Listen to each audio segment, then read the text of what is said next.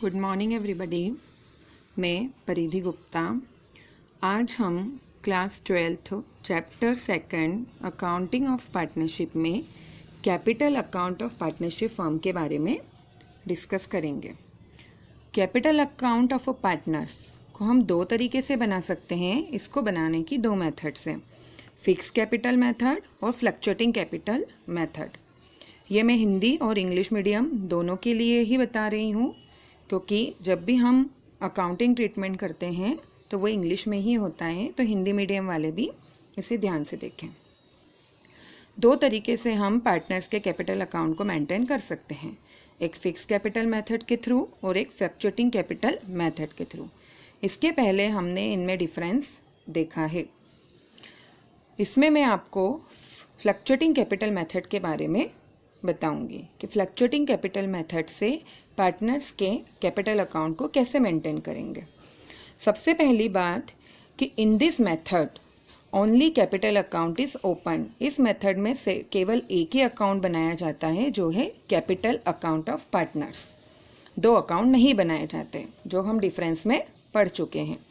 Current account अलग से नहीं खोला जाएगा। जितने भी ट्रांजैक्शंस होंगे, जो भी एंट्री की जाएगी, जितने भी अमाउंट लिखे जाएंगे, वो कैपिटल अकाउंट में ही लिखे जाएंगे। करंट अकाउंट को इसमें नहीं खोला जाएगा।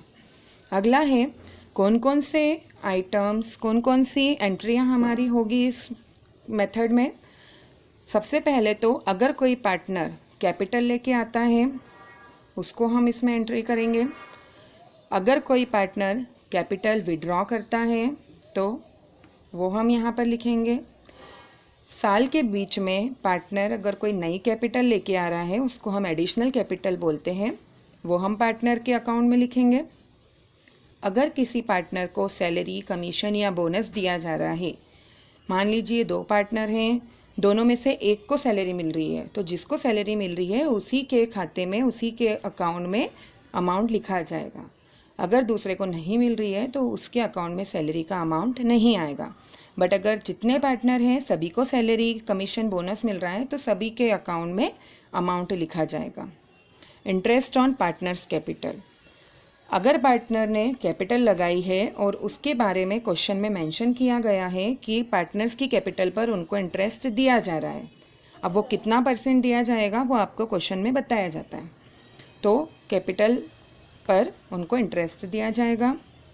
उसके बाद पार्टनर्स ड्राइंग करते हैं, दैट मीन्स कि विड्रॉ करी है उन्होंने कैपिटल, उस पर उनको इंटरेस्ट चार्ज होगा, जो कि इंटरेस्ट ऑन ड्राइंग्स कहलाता है। इसके पहले हमने आपको पार्टनर्स के प्रॉफिट और लॉस को फाइंड आउट करने के लिए एक अकाउंट के बारे में बताया था, उसको हम बोलते हैं profit and loss appropriation account. उस profit and loss appropriation account में पार्टनर्स शिप में जो प्रॉफिट और लॉस निकला है, नेट प्रॉफिट और नेट लॉस, वो पार्टनर्स में डिस्ट्रीब्यूट होता है।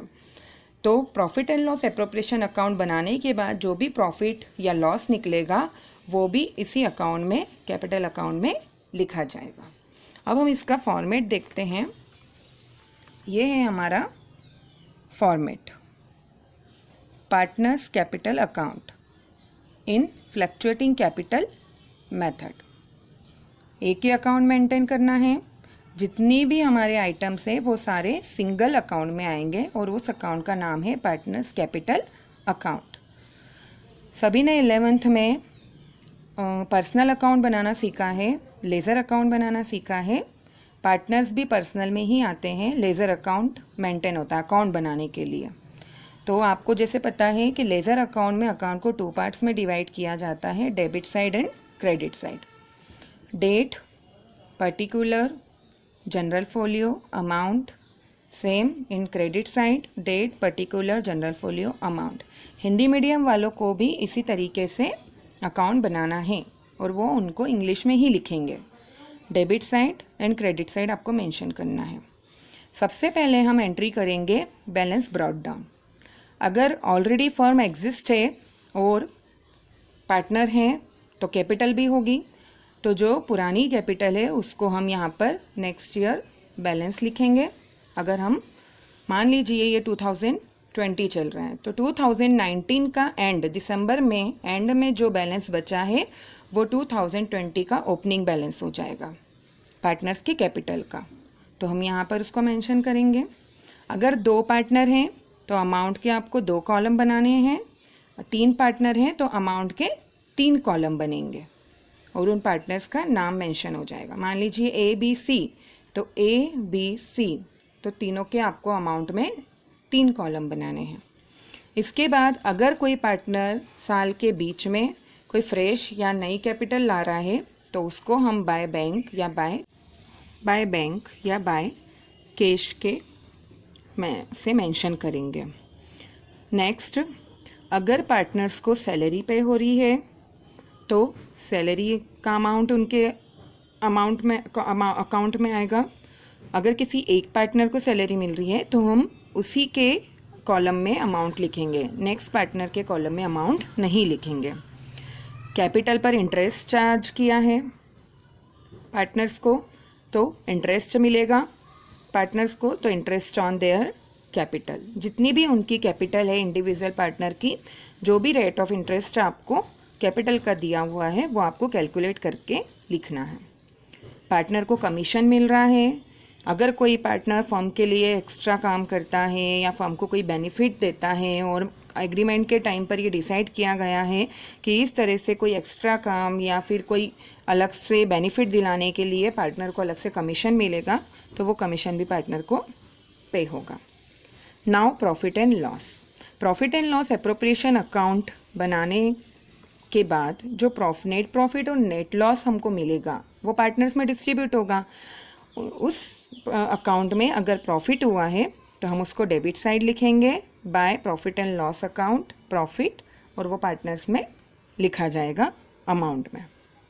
नाउ आते हैं हम डेबिट साइड में।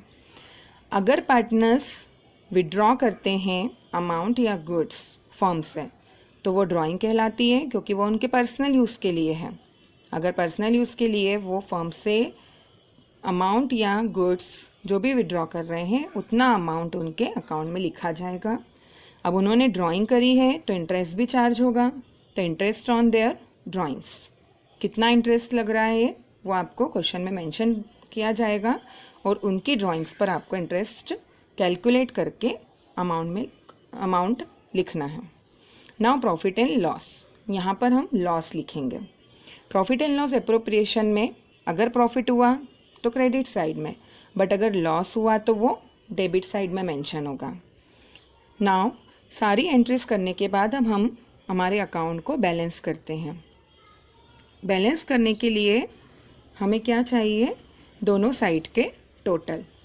मान लीजिए डेबिट साइड का टोटल क्रेडिट साइड के टोटल से ग्रेटर है, ज़्यादा है, तो हमारा बैलेंस होगा क्रेडिट साइड में। जिस साइड बैलेंस कम आता है उसी साइड हम बैलेंस, जिस साइड का टोटल कम आता है उसी साइड हम बैलेंस लिखते हैं। अब अगर क्रेडिट साइड का टोटल ज़्यादा है डेबिट साइड के टोटल से, तो बैलेंस किधर आएगा, डेबिट साइड में।